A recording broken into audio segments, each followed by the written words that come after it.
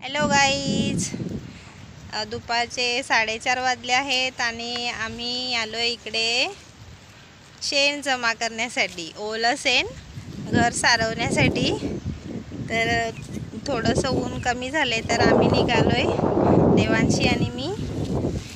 तर घमेला आणले सोबत शेण जमा करायला. देवांशी काय हात लावणार आहे काय माहिती. देवांशी ना घरामध्ये जेव्हा घर सारवतो ना तेव्हा पूर्ण घरामध्ये ना चप्पल घालून फिरते, जोपर्यंत ओला आहे तोपर्यंत. अशी आहे बदमाश.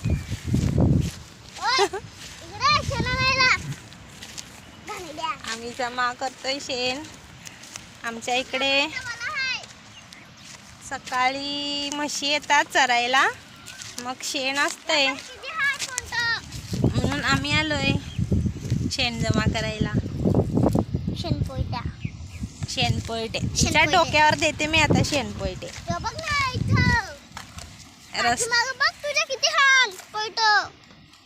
त्या नको शेणातून शेणात हात घालायला ती शी बोलते, घरात पण सारवल्यावर शी बोलते.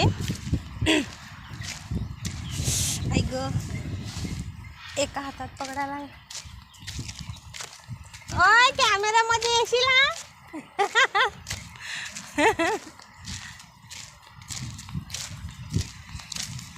शोधतोय म्हशी येतात आमच्या बाजूच्या गावामध्ये, तिकडे म्हशी आहेत ना, ते चरायला घेऊन येतात. आज दुपारचे 4:30 वाजले तरी सुद्धा म्हणजे ढगाळ वातावरण आहे. आज पावसाळा जवळ आलाय. ते नको घेऊ, किडे असतील त्याच्यात, जुनं आहे ते शेण. जर एक दिवस आधीचं असेल तर त्याच्यामध्ये किडे तयार होतात, हो ना. आणि देवांशी मला उचलायला सांगते, बदमाश. स्वतः नाही उचलत. काही ठिकाणी मी असं ऐकलंय की विकत शेण घेऊन सारवतात. आमच्या इकडे भेटते म्हणून नशीब, नाहीतर आम्हाला पण विकतच घ्यावं लागलं असतं.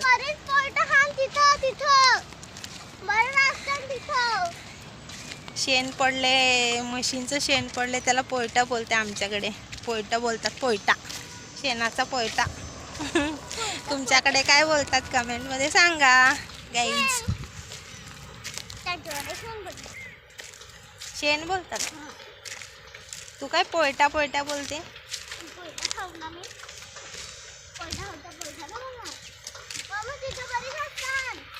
शेण शोधत आम्ही इथपर्यंत आलो.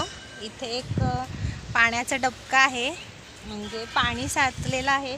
ह्याच्यामध्ये येऊन म्हशी बसतात गारव्यासाठी, कारण म्हशींच्या अंगावर माशा वगैरे त्यांना त्रास देतात ना, मग येतात त्या पाण्यामध्ये बसतात आणि मग संध्याकाळी जातात. हे बघा इथे पाणी आहे. म्हशी बसतात म्हणून ते घाण झाले ना.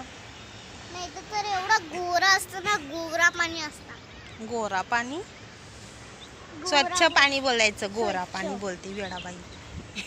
वाईट देवांशी मी शेणाचा घमेला डोक्यावर घेतले तर देवांशी मला सांगते घाणेरडे. थोडंसं जास्त झालंय, मला हातात घेता येते का ते, मग डोक्यावरच घेईल ना वेडी. वेडीच देवांशी, ती काय सांगायचं तिला.